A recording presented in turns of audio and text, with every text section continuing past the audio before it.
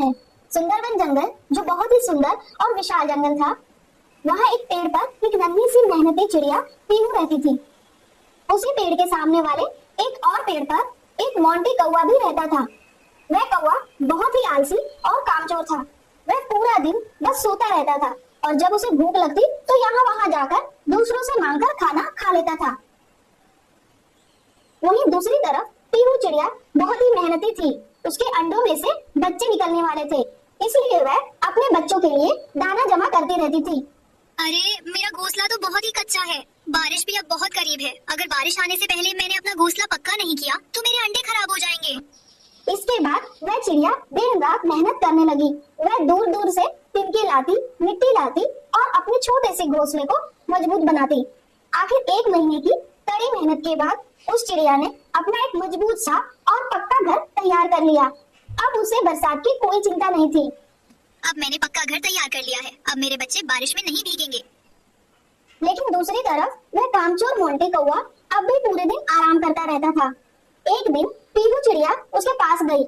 कौवे भैया, आखिर इतनी भी क्या सुस्ती, हर वक्त आराम करते रहते हो, कुछ तो काम किया करो। बरसात का समय करीब है, मैंने तो अपना घर पक्का कर लिया है। तुम भी बरसात से पहले अपना घोंसला बना लो, वरना कहाँ रहोगे। अरे चिड़िया बहन, तुमने अपना घर क्या बना लिया, अब मुझे सीख देने लगी हो। मुझे मेरा काम मत सिखाओ, जब बारिश होगी तब देख लूंगा। अब यहाँ से जाओ और मेरा सुकून खराब मत करो। कौवे की ये बात सुनकर पीहू चिड़िया उदास होकर अपने घर वापस आ गई। मैंने तो बस कौवे भैया की भलाई के लिए कहा था, लेकिन वे तो मुझ पर ही गुस्सा हो गए। दिन बीतते गए। कुछ समय बाद चिड़िया के घर 4 सुंदर सुंदर बच्चे हुए। चिड़िया बहुत खुश थी। वो अपने बच्चों को बहुत प्यार करती थी। अब बस बारिश आने ही वाली है, मेरे बच्चे भी आ गए हैं, अब मुझे कोई चिंता नहीं। एक दिन अचानक बहुत तेज हवा चलने लगी। आसमान में काले बादल छा गए। फिर जोरों की बारिश शुरू हो गई। चिड़िया की मेहनत रंग लाई। उसके घर में एक बूंद भी पानी का नहीं आया। लेकिन दूसरी तरफ मोंटी कौवे का घोंसला पूरी तरह पानी से भर गया। कौवा बारिश में भीगता हुआ कांपने लगा। अरे मेरा घोंसला तो पूरा पानी से भर गया, अब मैं क्या करूं? मुझे तो बहुत ठंड लग रही है, अब मैं कहाँ जाऊं? हाँ, एक काम करता हूँ, चिड़िया बहन का घर तो पक्का है, मैं वहीं चला जाता हूँ। कौवा भागता हुआ पीहू चिड़िया के घर पहुँचा और दरवाजा खटखटाने लगा। कौन है? चिड़िया बहन, मैं हूँ मोंटी कौवा, दरवाजा खोलो, मेरा घोंसला बारिश में टूट गया है, मुझे बहुत ठंड लग रही है। पीहू ने तुरंत दरवाजा खोल दिया।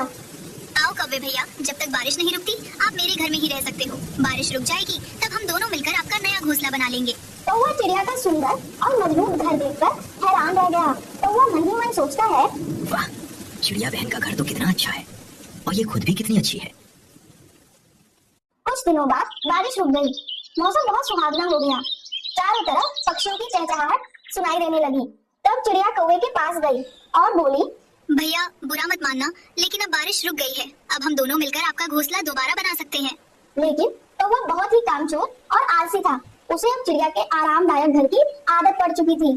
कौवा बहाना बनाता है और बोलता है, चिड़िया बहन, मुझे बारिश की वजह से बुखार हो गया है, मेरे सिर में बहुत दर्द हो रहा है, मैं आज काम नहीं कर पाऊंगा। अरे मुझे पता नहीं था कि आप बीमार हो। ठीक है, जब आप ठीक हो जाओगे तब हम आपका घोंसला बना लेंगे। कौवा मन ही मन हंसने लगा। ये चिड़िया तो बहुत भोली है, मैंने इसे कितना आसानी से बेवकूफ बना लिया। अगले दिन चिड़िया दाना ढूंढने बाहर जाने लगी। बाहर जाते वक्त वह कौवे को बोलती है, कौवे भैया, मैं थोड़ी देर के लिए बाहर जा रही हूँ, जरा मेरे बच्चों का ध्यान रखना। तुम बिल्कुल चिंता मत करो चिड़िया बहन। जैसे ही चिड़िया बाहर गई, कौवा आराम से सो गया। चिड़िया के बच्चे खेल रहे थे। उनकी आवाज से कौवे की नींद खराब हो गई। कौवे को बहुत गुस्सा आता है और वह गुस्से में बच्चों के ऊपर चिल्लाने लग जाता है। चुप हो जाओ तुम सब, मुझे सोना है, अगर शोर किया तो मैं तुम सबको चील के हवाले कर दूंगा। कौवे की बात सुनकर चिड़िया के बच्चे डर गए और चुपचाप बैठ गए। शाम को जब चिड़िया वापस आई तब उसने देखा कि कौवा उसका सारा दाना खा चुका था, लेकिन चिड़िया ने कुछ नहीं कहा और खुद भूखी ही सो गई। अगले दिन चिड़िया ने मेहनत करके कौवे का नया घोंसला तैयार कर दिया। फिर वह कौवे के पास गई और बोली, कौवे भैया आइए, मैं आपको कुछ दिखाना चाहती हूँ। चिड़िया उसे उसके नए घोंसले के पास लेकर आई। देखिए, मैंने आपका नया घोंसला तैयार कर दिया है, अब आप आराम से इसमें रह सकते हो। यह सुनकर कौवा मन ही मन गुस्सा हो गया और मन में सोचने लगा, ये चिड़िया तो बहुत चालाक निकली, मुझे तो इसके आरामदायक घर की आदत पड़ गई है। मैं अपना घोंसला छोड़कर यहाँ क्यों जाऊँ? इतना कहकर चिड़िया वापस अपने घर चली गई, लेकिन कौवे को अपने नए घोंसले में बिल्कुल भी आराम नहीं आ रहा था।